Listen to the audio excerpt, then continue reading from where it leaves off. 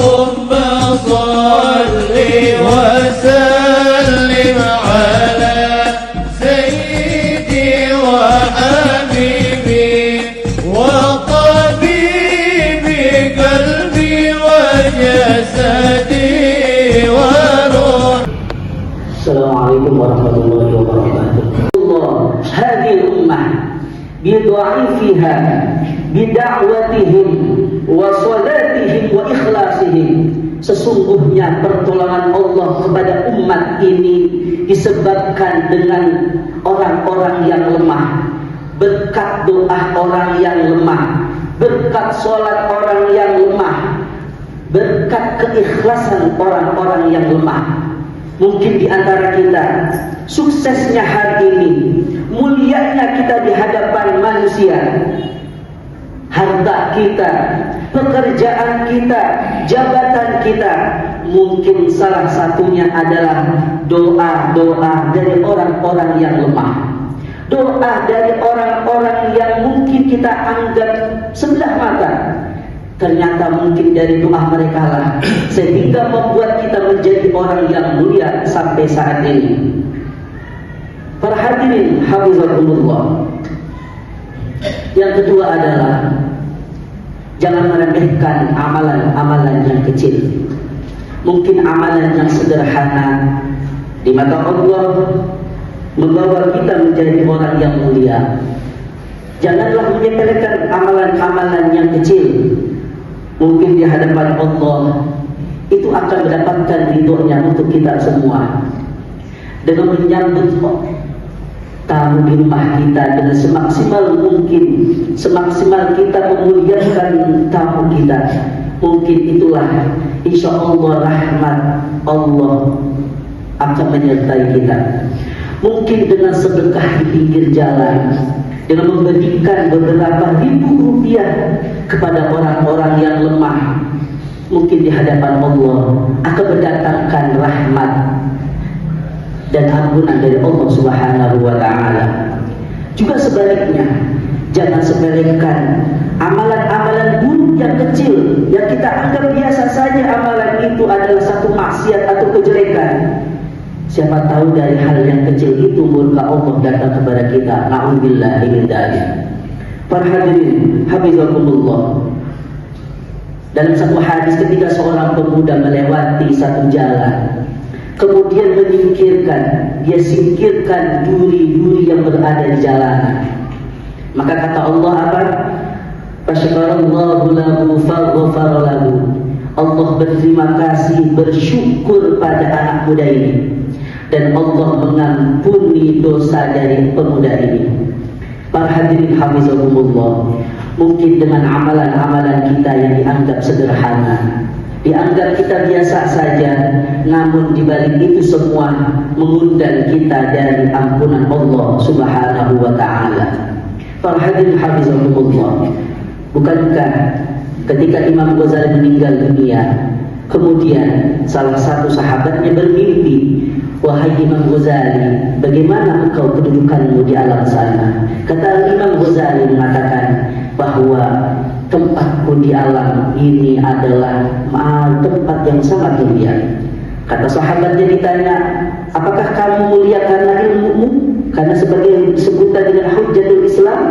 Atau dengan amalanmu yang sangat banyak dan sangat mulia? Bukan, karena saat itu ketika aku sedang menulis satu karangan kitab, lalu dihinggaplah satu lalat di mangkok tempat menaruh dari tinta itu. Karena kehausan diminumlah tinta tersebut, dan aku pun mendiamkan saja. Dengan amalan yang kecil itulah Allah Subhanahu wa Ta'ala menempatkanku di tempat yang mulia di alam ini, yaitu alam barzakh. Para hadirin hafizakumullah, mudah-mudahan khutbah yang singkat ini bermanfaat buat kita semua. Marilah kita introspeksi diri kita semua. Kita berikan amalan-amalan terbaik, kecil maupun besar. Mudah-mudahan dari kecil itu memberikan satu motivasi kita, stimulus rangsangan agar kita dalam kehidupan ada kotoran maupun dedaunan yang berserakan di sekitar masjid Nabawi, maka beliaulah yang membersihkannya. Sehingga Rasulullah Shallallahu Alaihi Wasallam selalu memperhatikan di dalam aktivitas sehari-hari beliau. Para hadirin hafizakumullah, tiba saatnya satu ketika Rasulullah memperhatikan yang biasa membersihkan Masjid Nabawi. Beberapa hari kemudian tidak terlihat olehnya. Lalu kemudian Rasulullah bertanya kepada para sahabat, wahai sahabatku, di manakah Ummu Mahjan yang biasa membersihkan masjid kita ini? Sahabat ketika itu faka'annahum sawwaru amroha, seakan-akan sahabat itu menyepelekan urusan Ummu Mahjan, seakan-akan tidak penting Ummu Mahjan. Ketika meninggal diberitahukan kepada Rasulullah, Rasulullah terasa sakit, maka Rasulullah mengatakan, dulluni ala qabriha, di manakah kuburan Ummu Mahjan wahai sahabatku? Maka ketika itu juga sahabat Rasulullah mengantarkan ke kuburan dari Ummu Mahjan. Sesampainya di kuburan Ummu Mahjan, Rasulullah melakukan sholat, kemudian mendoakan Ummu Mahjan. Rasulullah SAW kemudian berucap, inna hadhil kubur mamlu'atun zulmatun ala ahliha, sesungguhnya kuburan-kuburan yang berada di sini, di dalamnya terasa gelap gulita. Wa inna Allaha yunawwiruhum wa inna Allaha yunawwiruha lahum bisolati alaihim, sesungguhnya Allah Subhanahu wa ta'ala menerangi kuburan-kuburan yang berada di sekitar kuburan Ummu Mahjan, dikarenakan sholatku dan doaku untuk yang berada di pemakaman ini. Para hadirin hafizakumullah, kisah ini dapat kita ambil kesimpulan yang pertama adalah janganlah meremehkan profesi seseorang. Janganlah melihat seseorang dari casingnya saja, dari zahirnya saja. Ummu Mahjan yang secara zahir dilihat sahabat seakan-akan orang yang tidak penting, namun ternyata di hadapan Rasulullah SAW orang yang sangat mulia, sangat istimewa. Apa buktinya? Beliau itu istimewa karena beliau didoakan oleh Rasulullah SAW. Para hadirin hafizakumullah, mohon maaf, jangankan doa Rasulullah, air wudu Rasulullah pun para sahabat silih berganti, bahkan berebut untuk mendapatkan sisa-sisa dari air wudu Rasulullah SAW.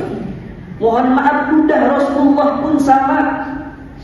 Para sahabat ingin mengambil, bahkan berebut untuk mendapatkan ludah dari Rasulullah SAW.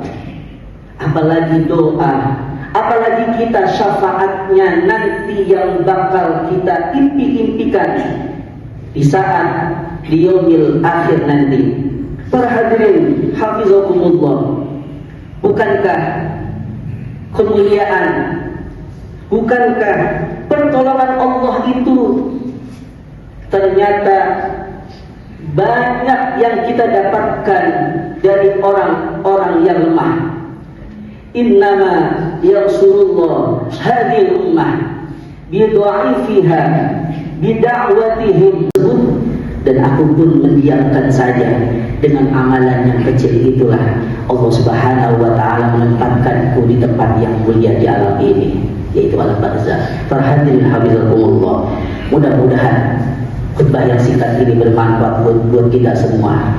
Marilah kita introspeksi diri kita semua.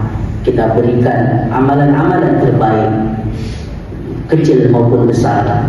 Mudah-mudahan dari kecil itu memberikan satu motivasi kita, stimulus rangsangan agar kita dalam kehidupan kita sampai akhir hayat kita selalu melakukan kebaikan-kebaikan. sehingga bermanfaat buat kita di alam dunia, lebih-lebih di alam akhirat nanti. Dan kita berharap kepada Allah Subhanahu wa taala agar Allah selalu memberikan kita taufik dan hidayahnya, sehingga memudahkan kita di dalam melangkahkan kebaikan-kebaikan di dalam menuju perjalanan hidup kita menuju alam akhirat nanti. Semoga bermanfaat. Barakallahu li wa lakum fil Qur'anil azim wa nafa'ani wa iyyakum bima fihi minal ayati wa dzikril hakim. Wa taqabbalallahu minna wa minkum tilawatahu innahu huwas samiul alim.